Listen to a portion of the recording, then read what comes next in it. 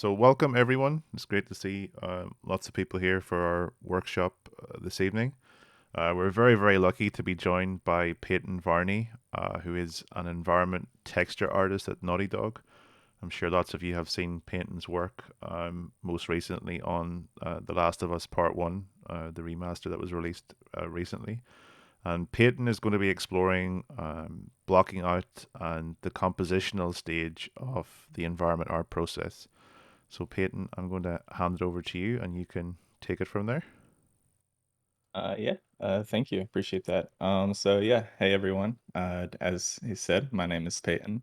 I live in Los Angeles, so I know a lot of you guys are over in different time zones. So uh, yeah, thanks for joining tonight though. But basically what I wanted to do is show, I guess, my side of the block out and layout process. I actually find this to be one of my favorite parts of the environment art creation aspect. And I think there's a lot of freedom and stuff when it comes to this part because you're really coming up with a ton of creativity. And of course, it might not be as interesting and pretty because, we're not having all the nice materials and super detailed models. But I think you can really make a environment and scene in a nice way with your layout. And I think it's one of the most crucial parts because if your layout isn't working well, and your space isn't feeling right for both composition as well as the player as they're kind of experiencing your world, then when you do add all the models, materials, and everything, it's not gonna carry over as much. So of course, we posted like what we were wanting to, a couple of ideas, and you guys picked basically like city canals, and of course, inspiration by Venice, Italy. And so I did grab a couple of reference pics, but one thing that I did not do was I didn't like do any test runs or anything like that. So basically, like we're going to do this like completely raw and kind of work with it that way. The only thing that I did do in my scene so far, just because, of course, there is water in this, is I went to the plugins and I enabled the water plugin right here. And this just has the really cool suite of water like tools that Unreal Engine has. And you have to restart Unreal Engine. It has to compile the shaders for that. So that's why I went ahead and did it. But other than that, I am using 5.0 for this. So Unreal Engine 5, and I do not have ray tracing turned on just because I want to make sure that we're running smoothly with this. So but yeah, generally I'll start. I don't really start with starter content or anything like that. Of course, you get this scene here, but I will typically either just delete the stuff in here if I want like a general layout, or even start a entirely new like area. But I believe I'll probably just grab these real quick, and yeah, actually delete all of this. So there we go. And I think why I like doing this is because, of course, like, yeah, you can start with if you go up here and do like a new level, you can kind of pick from some of the levels where you have both the open world, empty world, basic, and all. But I like this one just because it already has like the player character in it and stuff. So it gives a couple of the base things necessary. And then I probably don't need, some of these folders. So I can also delete those. But yeah, that's not too big of a worry at the moment. But what I want to do first is kind of talk about the reference gathering process that I went through. With this, I just looked up Venice, Italy canals. There's a couple, of course, that I was noticing. There's like the Grand, I guess, Central Canal. I've never been there, so that also kind of plays into how I look up reference. But I like the narrower canals a lot more because I think they're a little bit more just unique and intimate, at least, and they have a lot more personality because you're seeing individual like buildings and homes, as well as like each window might be even telling a story. Where some of these have like their clothes hanging out, and all of that. So I feel like when you get to a large scale like this, it's almost representing like, the space, but we're not getting as much of like, yeah, I guess interpersonal connections with it, just because we're looking at it as like this grand place that we're kind of experiencing. And so something like this, at least, it's more intimate. As I was saying, like of an area, and I can kind of really create more environmental storytelling with this at a smaller scale. And another thing too, when I'm really thinking about environments, is scope. Of course, like if I'm doing a personal project, this is going to take a lot more vistas, just like, large buildings, a lot more detail, and just time's going to be spent into this. And, compositionally as well. I don't have too many of that just because, yeah, I wasn't using it. But if I'm throwing like a camera out in the middle of this, of course, I could have the boats with people and stuff. But if I'm thinking about, not having people or any of that, I'll maybe have boats, but that means that it might feel a little bit empty. And if I have all of this empty water, I have some boats, but they're not really moving, then it's just gonna, yeah, it's gonna feel like there's this gap of space. And with something like this, if we remove this person here, I'm not really missing like the aspect of people actually living in the space, because I feel like I'm seeing that people live here because of the storytelling aspects of it. So I think that's like definitely one aspect that I was also factoring in when I was looking for reference, where, as an environment artist, might not necessarily be like making characters all the time or even wanting to spend time doing the characters. So where can I, take advantage of that without needing to like put characters in and it not feeling like an abandoned place, basically. So and then a couple of ways that I find reference. I'll pull up Google real quick. So I'll of course use Google to type in what I want. Keywords, of course, are really important. If you're looking for something super specific. For this, I was just trying to find some canals of yeah, Venice, and basically found stuff through here. But the problem with sometimes with Google is you'll find stuff from like shopping websites. You might have an Amazon listing or something else just because it's grabbing from everywhere on the web. So another thing, of course, is Flickr. Of course, some of you might use it, but I like Flickr as well because it's more photography based. And so these people are kind of controlling, doing some better compositions. And I think you can get some really nice shots from there that feel a little bit more like personal, at least like someone is taking these and it's not for like a larger corporation or like advertisement. And so, yeah, I think Flickr also uses some pretty nice reference for that. And then one other thing I'll do, and especially if I've never been to a place, is watch a lot of like YouTube videos on them. So these are just a couple that I was like skimming through. And I think this is great because, if you want to add movement to your scene, kind of seeing what's moving, seeing, there's wind, what kind of sounds are happening in there. So that way you can even try to make it feel more lived in and, yeah, push that further as well. So, and sometimes you can find some cool shots that, because typically with photography or even the reference that you might find on Google, all of it's very controlled. Like this is a pretty location, and that's what's going to be popular on Google or on Flickr.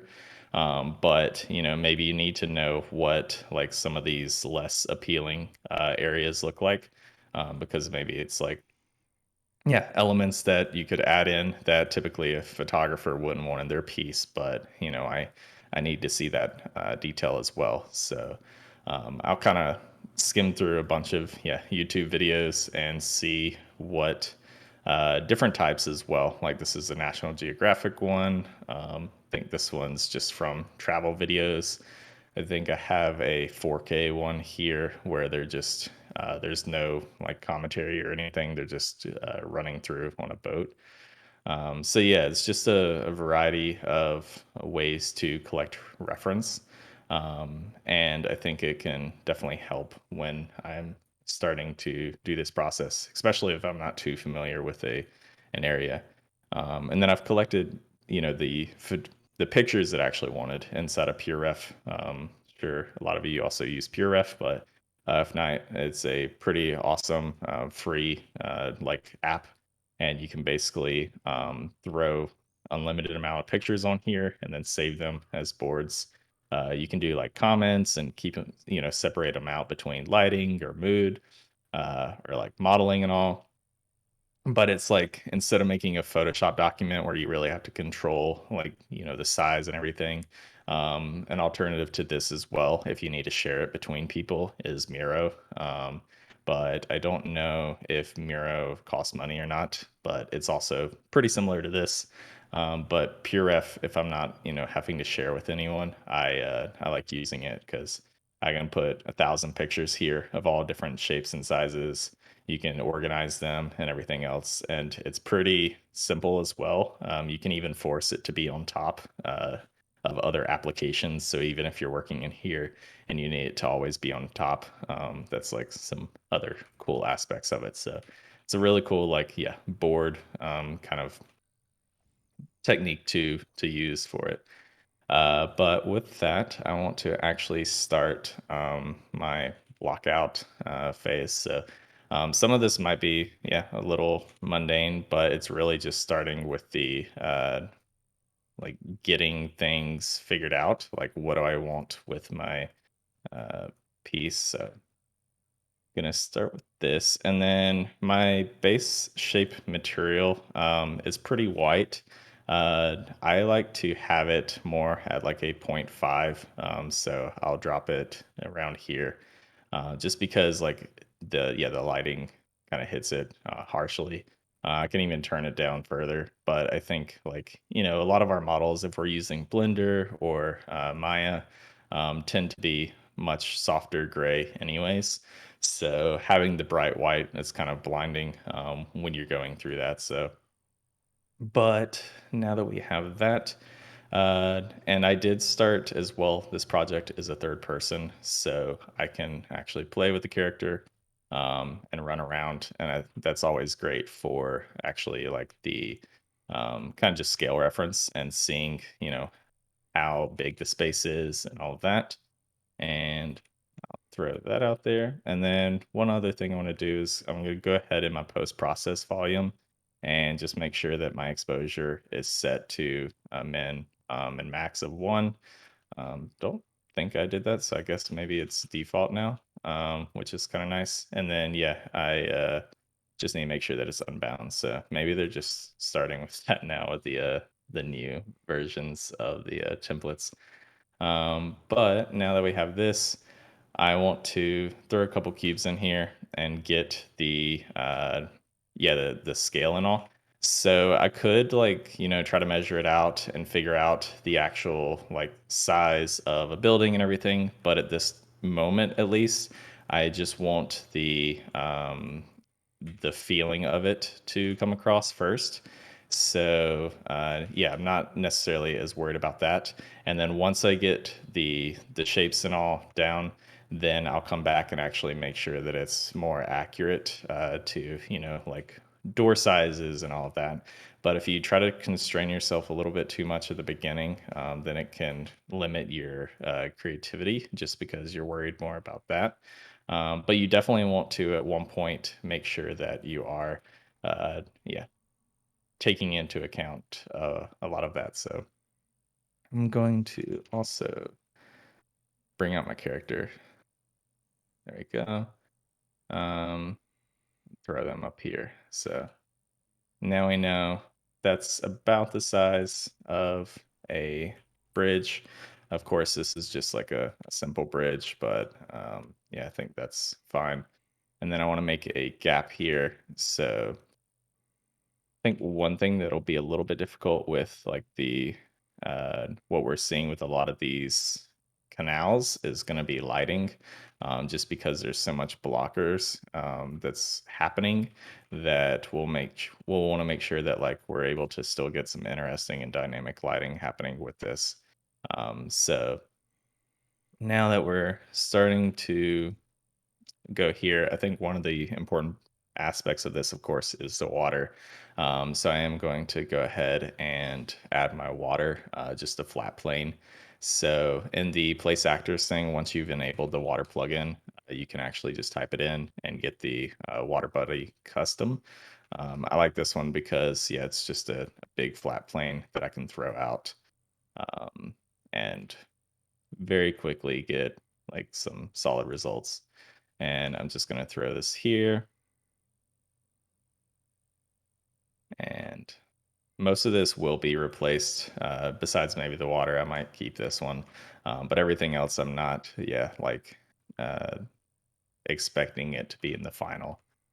But it's really like kind of the solid blocks for it. So there we go. And yeah, so with this one, might do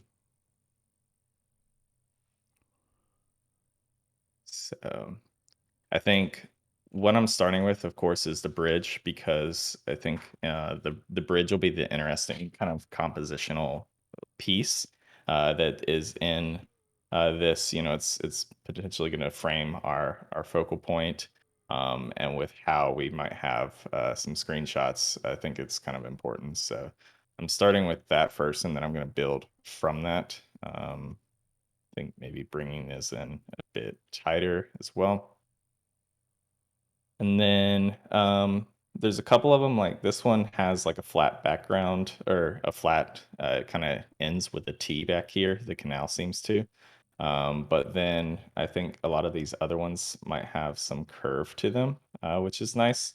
So that's really going to play with our depth and figuring out, how to get the depth in here. Of course, like a hallway. It's almost like making a hallway. It might be a little bit different, but yeah, I just want to offset some of these. And I think, let's say that we're doing a shot here, where we're trying to figure out our space, then I could probably do this one a little bit lower, this one here, and then I might yeah, throw one over here. And since let's say that I'm gonna run with this being a composition, I might also just go ahead and throw down a camera. And what I do is I'll just use the regular camera actor. The cinematic camera actor has a lot more like details and like features to it. But with this initial phase, yeah, I'm trying to keep everything simple. So even with my camera, I'll just add one of these. Now I have it here. I can right click on it and pilot it. And then um, this one's gonna be a little bit interesting because, a lot of it is vertical and tight, but I do like more of the landscape. I think we'll be able to use both landscape and vertical, like, or I guess portrait camera aspect ratios. But I might start with the landscape here. So I'm gonna maybe just bump this up to a 2. Cinematic wise, I could even do like a 2.25 for that. But I think for now, yeah, 2 is fine. So, and then one other thing is the field of view 90 is a little bit strong, of course. That's a little bit more towards like what our eyeballs are. But with cameras and everything, you definitely want to drop this a bit more down if you're going for more of like an actual like trying to take screenshots and all, similar to a camera. So I'm gonna drop it down to 70. You can compress it a lot more if you went down to something like 50, but I think 70 is probably fine until we figure out what we're wanting to do. And then I do like, the water is an interesting aspect of the canals, and so I want it to be probably more in frame than the sky, because like we can do this, have the person, but it's going to be a little bit empty. If we focus more on the water being in the frame, then I think we can really play with some details in the water and stuff like that, the grime along here. And so I want that to, as a canal, it would probably be more of the highlight of it. And so, yeah, I'm gonna kind of lean with that being the more primary point than the sky would be. So I'm gonna leave this here. I've exited the pilot. I can pin it if I'd like to keep it, for this specific composition.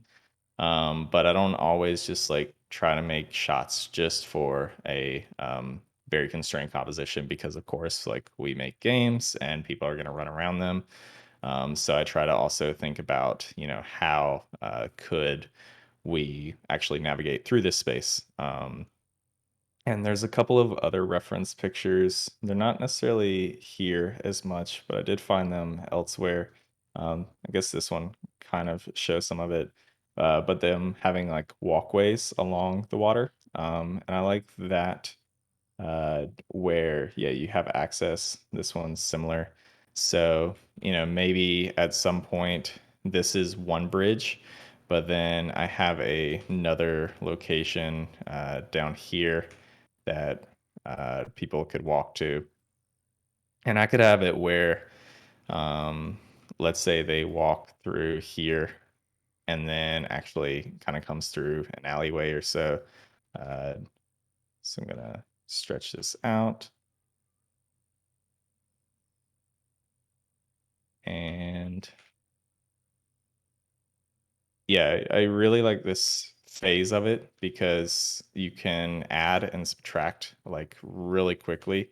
And, if things get out of scope, you can, scope it down. If things are smaller and you're like, it's not necessarily like pushing what I'm trying to push here, then you could always like add more to it. But I think with this, I'm thinking like an alleyway that kind of turns around here. And I probably need to find some more reference of, what that might look like as well. But I think this might at least get a decent look to it. So let me turn off rotation snapping. There we go. And yeah, I want like a platform over here that maybe comes down and then it's that.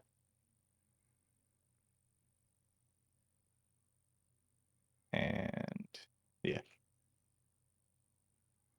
And for a lot of this, if you're, concerned about, okay, how do I actually make this in Blender or Maya?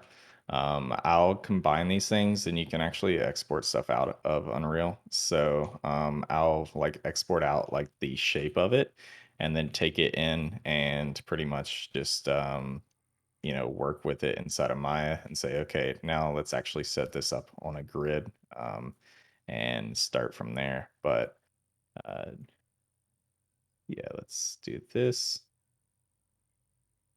And cool.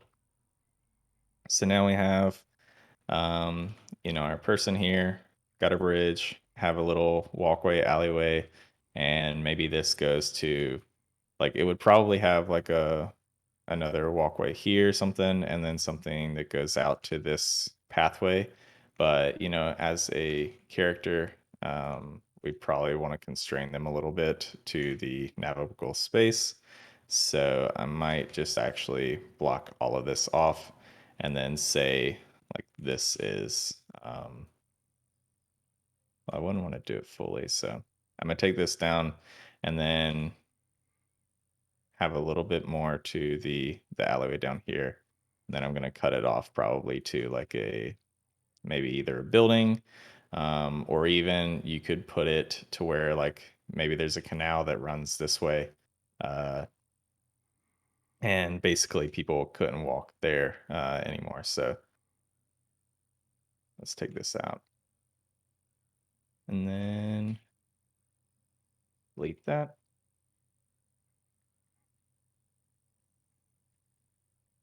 And then let's see.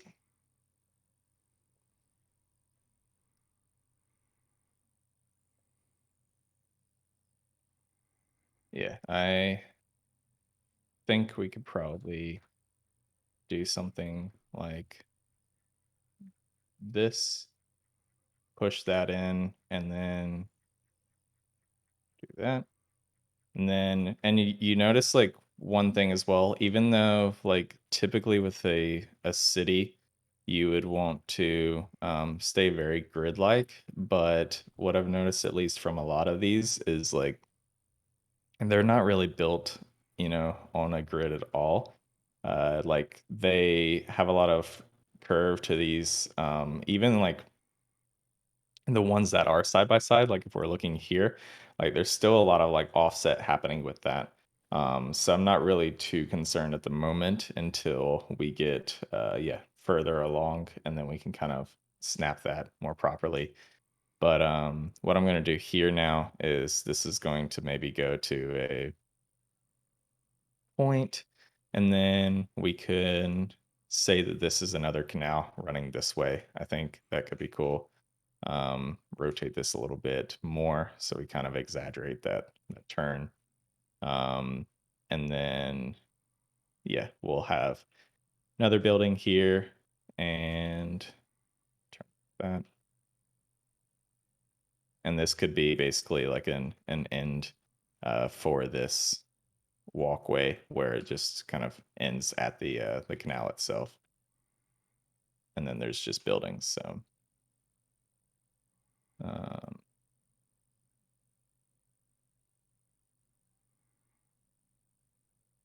go.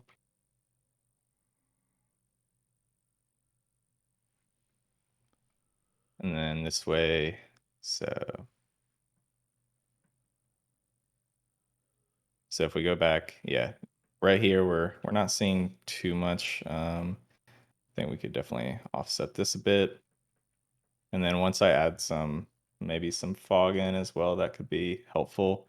But I think what'll be nice as well is if I actually change my directional light. So let me save this just because we have had issues um, with our, yeah, stuff actually breaking. But our directional light, maybe I want to hit in a certain way. So looking at a couple of these, I think I don't want it to, I like when, of course, like with, yeah, your directional light, getting the different facades or so to have that contrast where it really helps a lot with the giving depth as well as like making it feel like it has form. So you typically don't want your lighting to be straight on.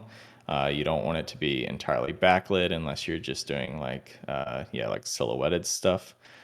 So having that angle where like these are pretty flat shapes, but when we turn it here, we're getting very strong facade differences between these two buildings, and even like some nice shapes coming off from the shadows as well.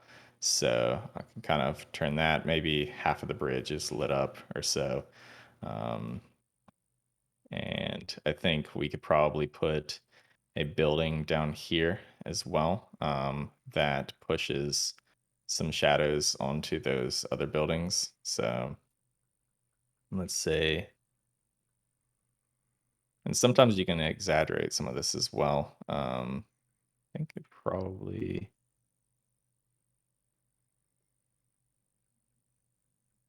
cool.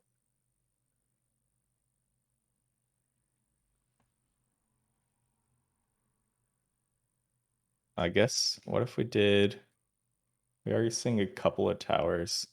So maybe I'll do a building here. There's our canal. Um, maybe it's turned slightly this way. No, I want it to turn with the canal. That way it keeps that flow. And then let's say this one also turns slightly. And this pretty much just goes down and, yeah, turns into something else that we can't see.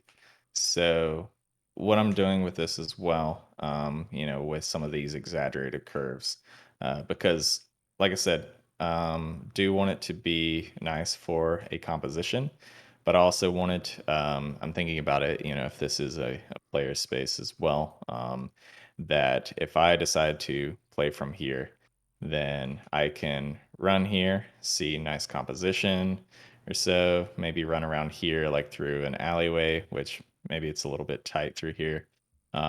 This portion here can come out and I can look that way, and everything's blocked off. I can run down here and I can't see that way, can't see that way as well. So we're blocking off those sight lines to where, yeah, the vistas are going to be more manageable. And even like this player space you could argue that like scope could be an issue. So if you need to easily like, block off this, then you can kind of just change it there, and then you just have these little areas right here. Or additionally, like let's say that you were really just wanting to make a specific composition, you're not wanting to think about the moving space, then we already have that with our camera. So all of that extra area that I'm thinking about back here is only if you actually like are trying to think about it and build it out like a navigable space for a player. Um, but with that, like, yeah, we're still getting a composition that is contributing in both ways. Like you can be back here, you can be up here, and it's working together. So it's not like either of them are hurting each other. And I would say in general, you want to try to think about it with both aspects, because like a good environment that you run around and stuff, like majority of the directions that you turn is going to be a good composition and look appealing. So you want to try to keep with that, where it's not just one screen, because that's movies and film where they're controlling the camera, they're telling you where to look, and you don't have really any say. And games are opposite of that, where you have the complete freedom to go wherever you want. So I think like just practicing that as well with your layouts and your blockouts could be really nice. Even if I don't, use all this, I'm still thinking about it. So I think with that is now I have this. Need to probably lower the water a little bit. Um, or raise the bridge. So let's raise the bridge some to here. And I will, yeah, try to make it look a little bit more like the bridges that we're actually looking at. So that way it's not as kind of attention grabby with the flatness of it. And yes, that works fine. And now we might see, okay, well, it's starting to block off some of that area in the back. So how could we improve that? Because yeah, maybe this is keeping things a bit like in the foreground. So we could, even push back the bridge if we would like. So maybe um, let's say that I take it back here instead. Uh, I'll just take what I have here. And maybe that works better. We could even add a little bit of like this over on this side here, where we have that slight offset, because we still want to make sure that we have like plenty of layering happening. Like it doesn't feel just too like flat, and trying to get that depth is really important, especially with the blockout phase. So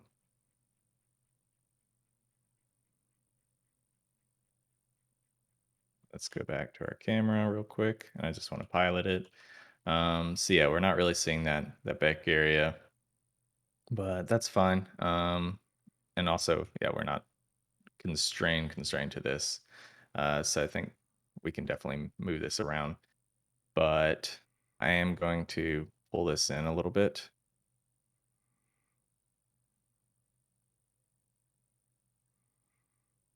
then I'm going to, yeah, push that back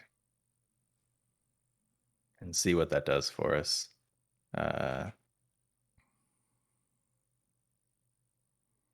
maybe move this over here. I'm going to need to narrow this a little bit more as well.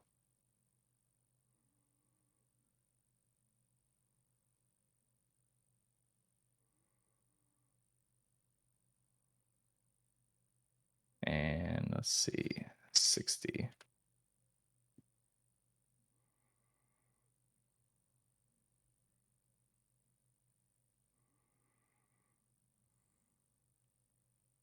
Then I have a platform here. This, yeah, push back so we have some more. And then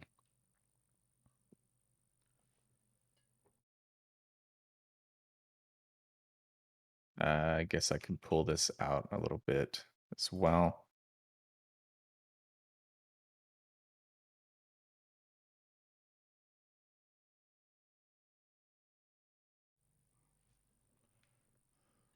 Maybe to like with how we have it laid out now, I might not need like the walkway back there. So I could have it to where these kind of move over a little bit like that.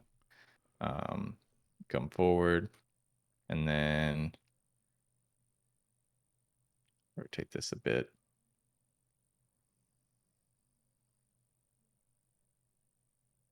And then just fill in this pretty much to where it's yeah, curve or something like that. And this is just starting with the like the horizontal aspect of it, you know, the looking at it in a landscape format. But then we need to start actually playing with the height of things as well, because as our characters standing here, you know, they are probably just this building's maybe 2 or 3 stories, but some of these that we're seeing in the reference, of course, are going up much taller. So that's really going to play with things and might grab some of these, start pushing them up.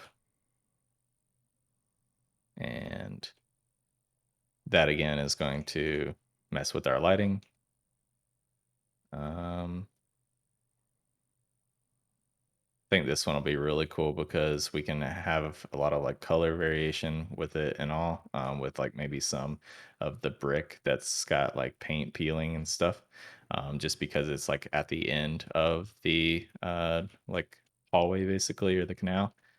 So it's really going to be like a prominent, you know, piece. And let's see what we got here.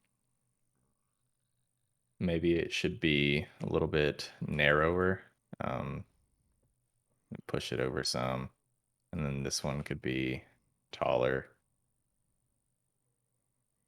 But I'm really looking for that stacking, and making sure that nothing's like too much on an even plane. Of course, like when we add roofs and stuff, that's really going to factor in more to these as well.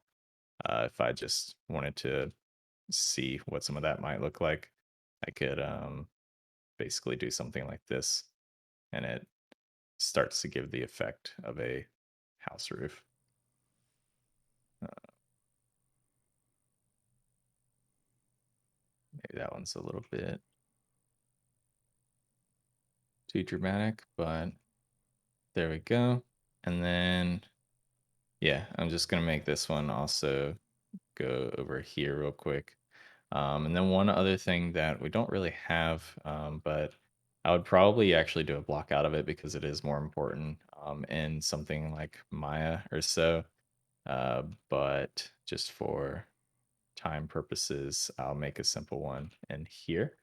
Um, and yeah, that would be an actual boat. So you can go over here and let's say that I make the shape. This is going to be my really pretty boat.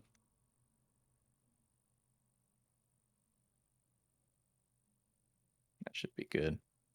And so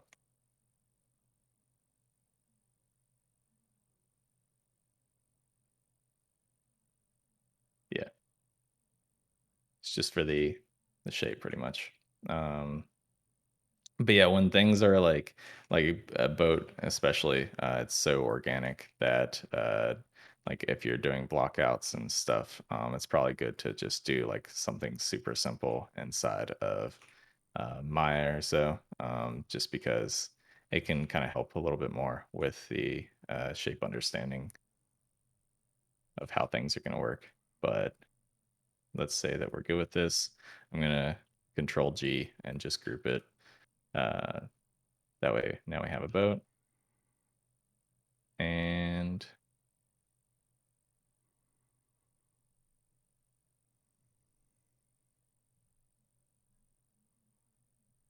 probably going to park one there. Uh,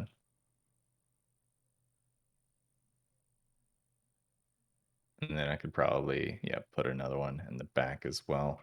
I think this will be better if it's like more, I guess, lean or so. Because like the thickness of some of these, like this one's pretty big, especially like that one's pretty thin, I think, overall. So I think that would be nice. The curve's really appealing too because, yeah, we have the curve with the buildings, but there's not much else that's like curving in the scene, besides some of like the windows and all.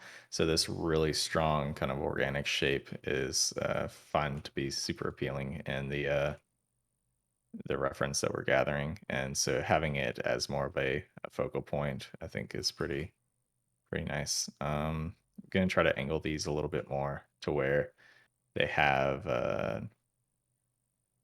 yeah, so they're not so straight on with the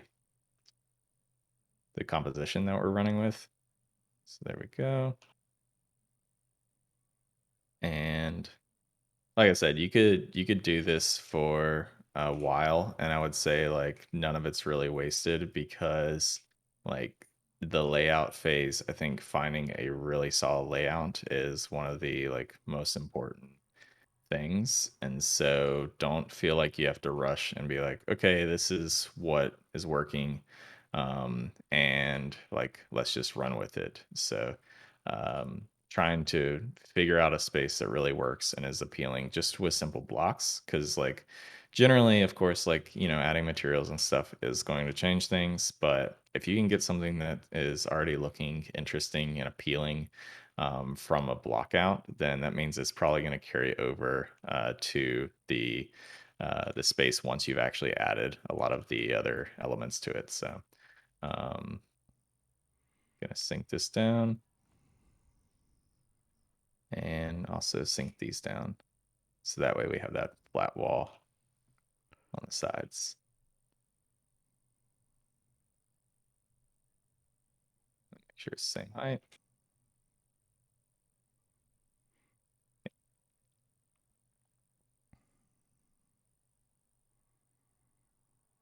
And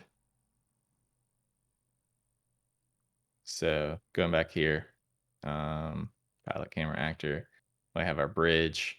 We have some, yeah, interesting buildings happening here. Far in the distance, if I wanted to have like a tower, so I could, like way back here, and that could be similar to this tower, or I think there's another tower too. Yeah, this tower.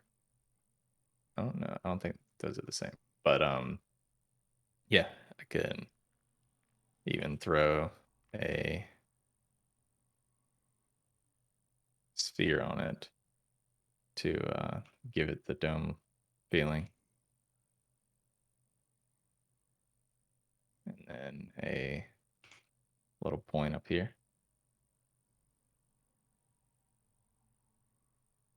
And I just realized that I moved my camera. which is fine.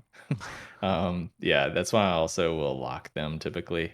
So if you're working with your cameras and you don't want to move your composition because you really like it, and maybe you're trying to do like process GIFs, you can do camera actor, and then over here, if you right click, think edit. No, it's actually the transform, and you just lock actor movement, and then it won't move. So you can make like a duplicate to move around with, but if you wanted like a very specific spot, then that can definitely help from you accidentally making a mistake that way.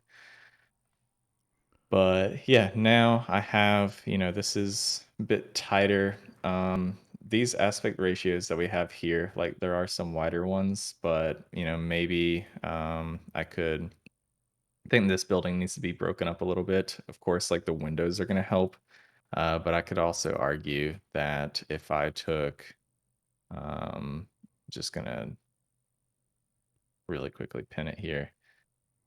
I want another maybe edge here, I would say. So if I took a block and um, let's push it back to like here maybe, and then I could push that slightly back. So then we get um, something of that sort. And maybe this is, blocking too much light, so you can always pull it down if you need more because it's not even in the frame anyways. So it's not important how tall it is unless we're thinking about it in, the full aspect. But so yeah, now we starting to have uh, a nice little block out. And like I said, it's still super rough, but it's really about getting the idea down. And if we have, we fly through this space, once you start to work with your layout and you get one that is more friendly to like a player, then you can, I can move through here and see what else I could run with. If I wanted one that was more building centric or not building, but like bridge, I could run with something like this, then have that alleyway here, and it's a totally different vignette, where I'm showing this one off. And then I could do that again where, okay, now I move through here. What if I were looking back this way? Or even you could do like a looking out of a window or something like that. Um, like let's say over here. And then I could compress it, a bit tighter as well. And then, yeah, move the camera up. And then let's say we play with the aspect ratio where we're getting a taller shot. So there's a lot you can do once you start to actually build a space, not just for a specific camera, but for like an environment overall. So, like I said, that's what I find a lot of joy in, and that's why I'll spend most of my time in this. Because once you figure out everything here, then it just kind of comes down to making the pieces and making sure that they're working together and unifying. But this one here, I can, like, if we're thinking rule of thirds or so, like you kind of have some eye movement through here. The bridge would roll like this. Of course, you have the boat over here. So, and then you could even, of course, like a lot of the details that we might find on some of these buildings as well can really benefit the what we're going for. So let's say that I shrink this down a bit. Exit that. And I add, it looks like some of them might have like uh, lips or like outcroppings, like these windows pieces here. So I could throw something like this on, or um, Let's make a smaller one.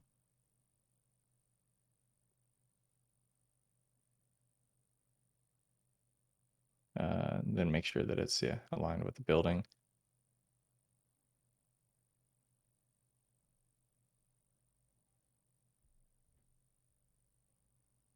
And then I could even save this before I use it. There's the cable actors that I might not use for the final, but I could start using them here at least for kind of a block out. But this is an actor that is basically just giving you a cable. If you double click, it'll give you an end and start location.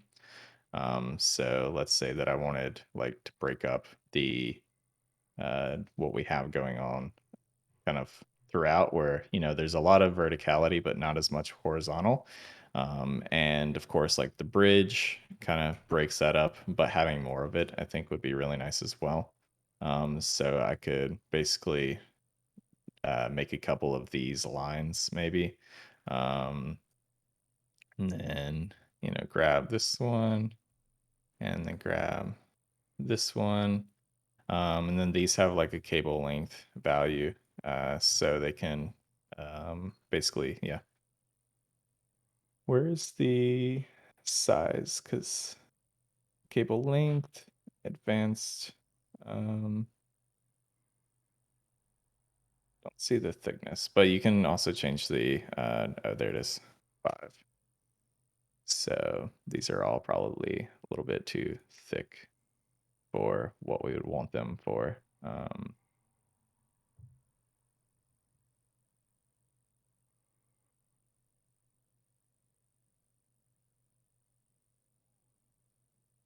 Then this one's going to be length 2000. Okay, 1200.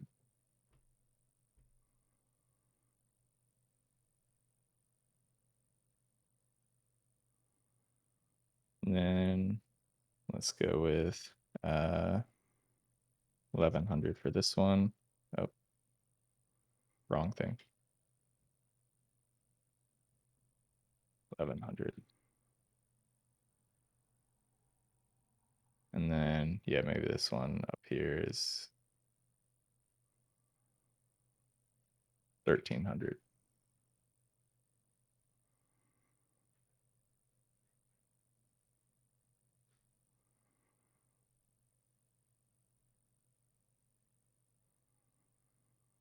Make sure they're connected to the building.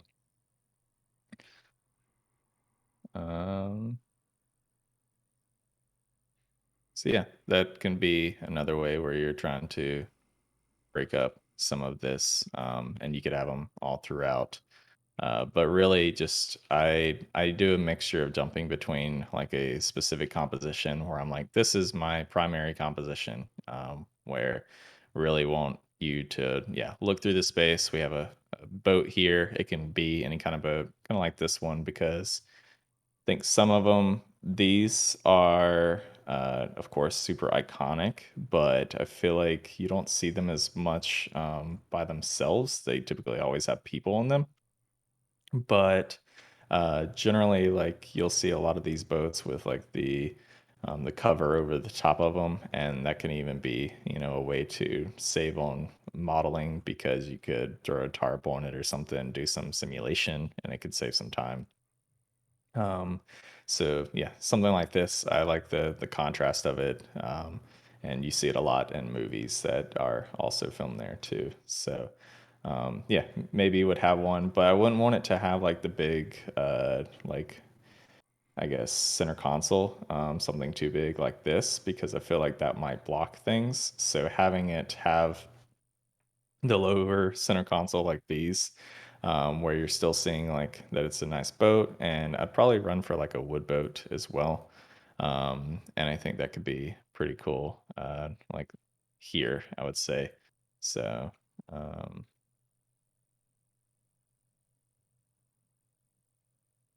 let's say that I yeah improve the boat drastically by putting something like that in there.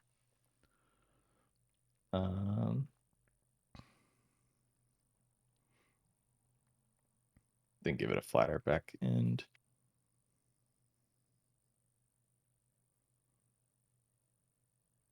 So,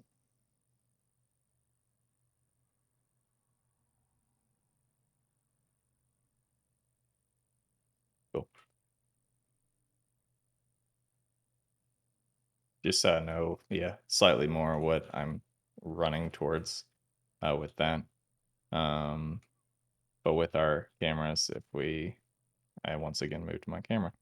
Uh, but yeah, so once again, like, our cameras in this area, we have some of these aspects, like a lot of layering here, which I like a lot. There's a navigable space here as well. For our character, there's some walkways. I could adjust this slightly to where like you're able to move more. Maybe there isn't anything back here, but I do like that lighting. So we could just have it kind of go in a direction, I guess. Um, let's say if it's, if you're standing here, um, and, and then you could block it with, I don't know, like a food cart or a, a fence or anything else. But that lighting might be nice to get a little bit of through there. And then I think still we need some breakup on some of these other elements. Of course, we've started to get some height from these pieces, but I could push it more with this one. I think these two could probably be taller as well, like that. And then let me just pop this back here. And then, if I want lighting here, but it's not really working, you can either like put something way back here and do it that way. But if you don't want it to like be visible, you can also like set it. But generally, I try to not like fake it too much, just because like if you are running around and you'd be like, "Where's that shadow coming from?" That might be a bit distracting. But yeah, also, I guess these are in the frame, but like their height isn't super noticeable. So I could, no, I don't want things to be too, I guess, different. So maybe I'll throw a tower back here, and that'll do kind of what we're wanting with this. So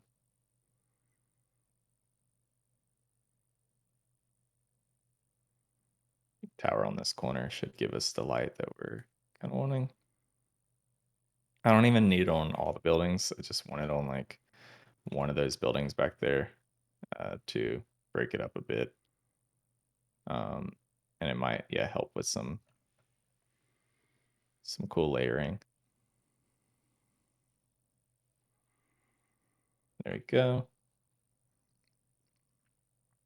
That helps too because we're getting the shadow from that building.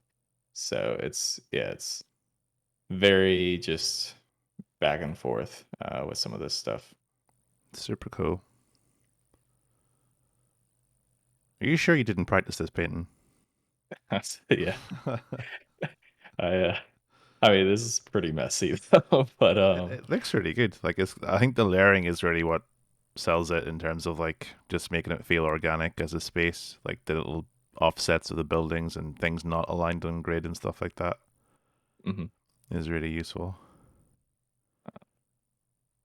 And I might throw just really quickly a yeah, no, we're running close, so you can always start asking questions. I'm sure there are some. Yeah, um, Um, definitely a couple if you just want me to read some of them out for you. Let's sure. see. Where was the first Just one? throw some fog in here, and that's about it. I already have fog. Yeah, you can keep working, I guess, as you answer these. But it looks super cool. There's a lot of really interesting comments, and I think there are some good questions as well, which hopefully you can answer. So the first question is from Nyla. Um, what do you believe is the most effective way to train someone's artistic eye for setting up compositions?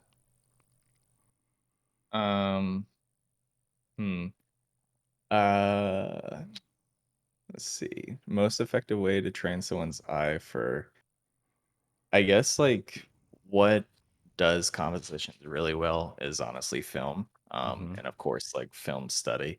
Mm-hmm. So you could lean more into film study and all, because they're definitely they have, the most advanced cameras, real world cameras. They're doing some of the craziest tech with those, and they're figuring out compositions and kind of cuts and movements to tell an emotion, a story, a kind of an experience through that a very specific frame.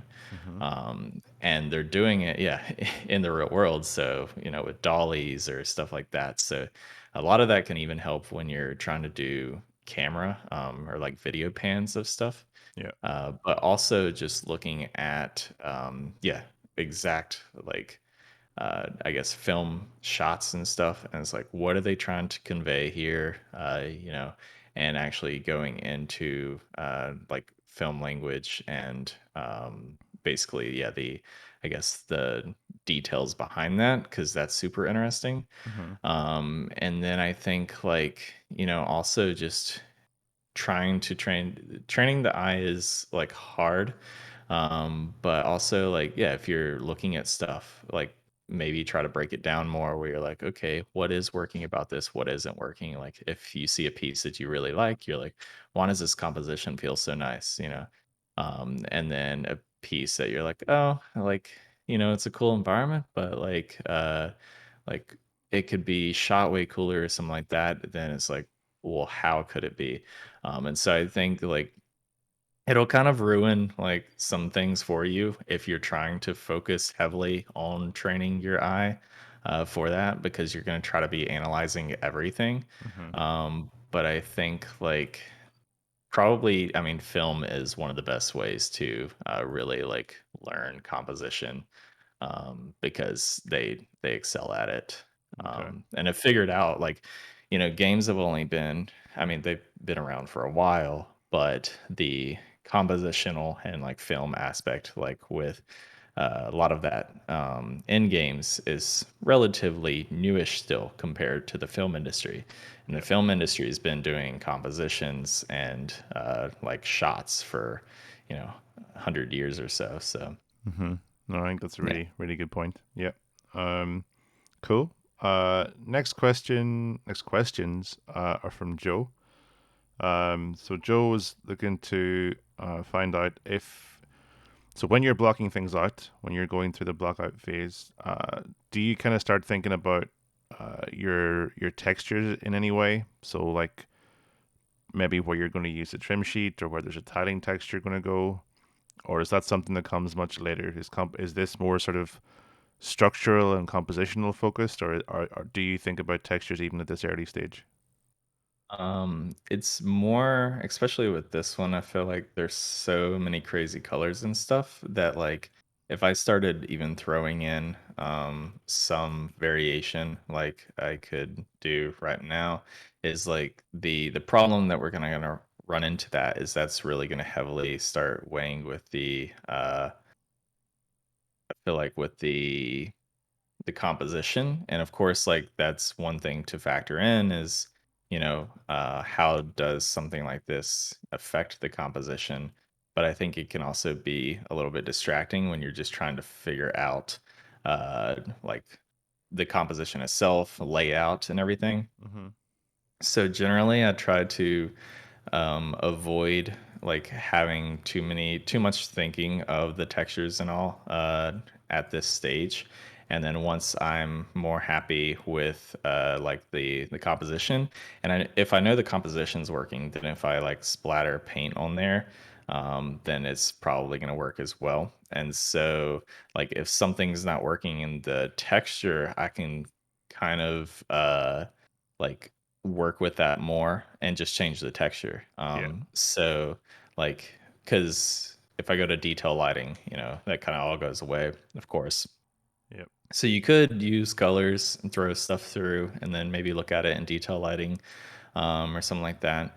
But I'll generally, I guess, yeah, avoid texturing, or even thinking about like trim sheets and stuff, especially because that's like a lot more into like, I'm not even, I'm thinking about the modeling, but like, if I have this building here, I don't know if this side wall is just going to be completely all brick or if I'm going to have windows on it. And that'll kind of really come into when I actually break apart that building Hmm. and see what the buildings are around it. If I have a bunch of windows here, there's windows elsewhere. I might need that area of rest on this building where it doesn't have windows. So I don't know that yet. It really when like the detail pass, and that's why you want to try to like you don't want to like do one building completely and then move on to the next building. You want to try to bring everything up relatively at the same time.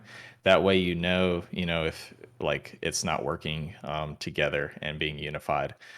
So like that, I think is also super important. Is making sure that everything's like, they with the alpha, beta, of course, gold of games. That's because you're trying to make the game unified Hmm.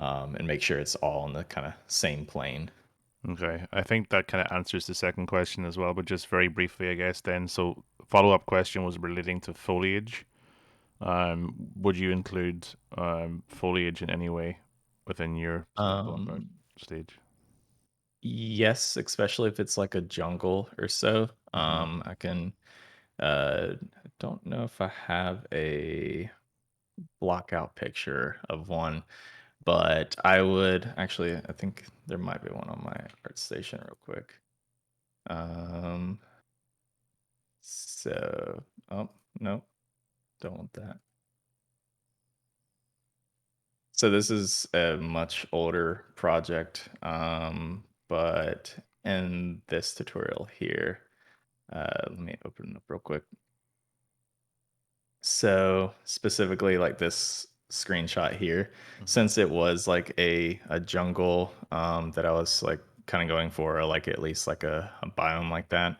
I just had large shapes, and so they weren't like any, crazy modeled out stuff. They didn't have like the alphas or anything about it. I just wanted like this is going to be an elephant ear or something. So I want that shape because if you just put like a block there to represent a plant, especially in a super organic environment, it's not going to really read.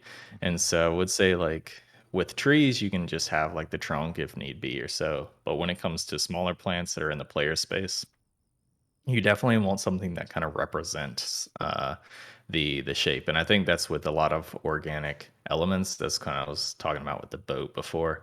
But like if I was doing a block out, with rocks and all, like I want the rocks to be more along a rock shape instead of just having it like a square. So the Yeah. square works great for like buildings and stuff, Hmm. but for something like yeah, this piece even that we're looking at here, I would definitely probably have a more organic boat just because it'll look better when I'm Yeah. figuring the space out. And then if I did have any vegetation, I would probably also try to throw that in. Like if there's a tree, Hmm. like a palm tree, I would actually have like some indication of the fronds. So it's kind of focusing on the shape language as much as you can. Hmm. Yeah. Yeah. Okay. Um, Cool. So two questions from me. You've touched on this a little bit, but just to kind of get maybe a bit more information. So how much detail do you invest in your blockouts? So this is something I've talked to different artists about, and I've got different answers to it. In terms of like the attention to detail. So obviously with buildings, as you said, blocks are pretty fine, but when you get to like do you include any kind of propping pass at this stage, or is that something that again comes much later in the development cycle? if I did like, and yeah, that's definitely like kind of a personal preference. I feel like per like Hmm. the detail that people want. Like if I wanted barrels in here, I could throw in a barrel like this. But generally, I would like once I have my layout figured out. So let's say that this is my layout, and I'm good to go. Before I fully dive into some of the buildings, I might also just think about like similar to the boat, like that is one of our priorities in this space. I got the cables in there because I feel like they're kind of iconic. But I feel like there's probably some other elements as well that could probably benefit. Hmm. So I would typically do like a pass of just like small details that can accentuate it a little bit more. Like if I wanted posts that are out here, I might throw some of those in and Yeah. yeah, kind of give them a feeling because, like, as you see, it's helping kind of give an idea of the space. So I think it's definitely like useful to go into that further pass. But yeah, that'll be once I figured out my layout, I figure out the big structures, and it's kind of like how you would work in Substance Designer or with modeling or anything else, thinking macro to micro. Yeah. So starting with my big shapes, then my medium shapes, like my bridge or so, or even building details, and then my small shapes. I just want to make sure that I'm not like digging deep and like heavily modeling like a piece of paper that might go on the ground or so, because like right now, like this is like the priority is like the bigger, picture. Yeah. No, that makes sense. And then lighting. Do you like? Obviously, you've done a little bit of tweaking with lighting to look at like some base shadows and stuff. Do you spend much time on the lighting pass or the lighting? Do you do initial lighting passes at your blockout stage? I will because of course like lighting is especially the directionality of lighting and the temperatures and stuff, but those do play heavily into how a space is feeling. Hmm. So with like my skylight, it's probably a little bit too white right now. I could make it cooler because we do have some cooler shadows in here, and that's going to kind of fill in some of that information. But with the directional light, like as well, my temperature could probably be turned down a bit. So let's do 5500. But I think it is important to do a lighting pass in the initial blockout. Of course, don't spend a ton of time on it, but Yeah. um, like a lot of your stuff is going to benefit from having like an initial pass with lighting in there, because yeah, your materials aren't going to look right if you have bad lighting. So you wouldn't want to like have your lighting in here and then like do all your material tweaks and stuff to make it work with that, and then you get to the lighting phase and you're like, oh well, now I'm changing my lighting so none of my materials are working. Yeah. um, and then yeah, it's also just nicer to have like better visibility, I would say, with this space. Cool. So I would, yeah, definitely try to do an okay pass to where it looks good at least. Awesome. Yep, that makes sense. And I think final question. So obviously you explored a little bit of the underlying functionality or the underlying playability of the space. So Roxy has a question where she asks, would you say thinking about these movable player areas is good practice to showcase in your work as an environment artist, or is that more level design? So I guess the underlying playability of the space, is that something that you think is important for environment artists to give consideration to? I think it can be nice because so just like I guess yeah, the playability of it, it's not something, of course, like if someone's looking at your portfolio, they might just look at those compositions and be like, that works. But a lot of times, at least when you're looking at, especially if you're going to be doing full environments on your own and stuff, for like the team or the company, then they might want to see a little bit of like your layout skills and see that it is like a space that feels like it could be played in. And I think they kind of go hand in hand where, if you make a scene specifically for a composition, it doesn't always read as a place where you could run around, besides just kind of like a backdrop.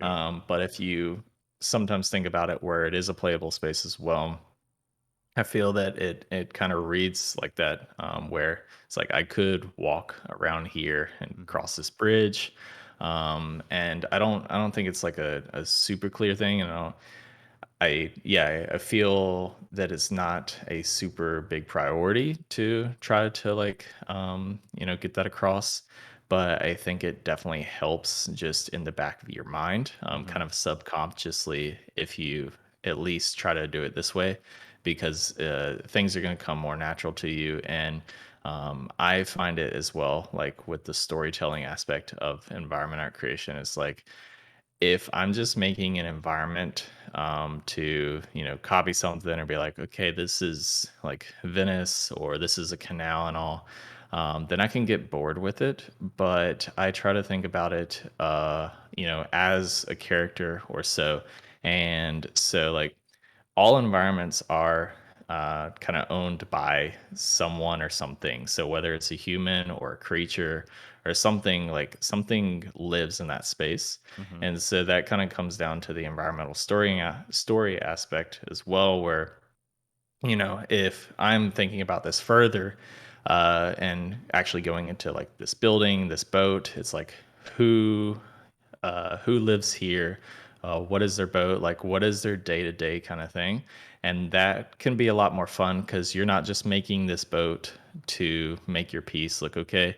You kind of get into this mindset of like you're making this boat for this person that lives here. Right. And you can start to be like, okay, well, what did they name their boat? And what kind of little maybe knickknacks or like details do they have on the boat that kind of represents their personality.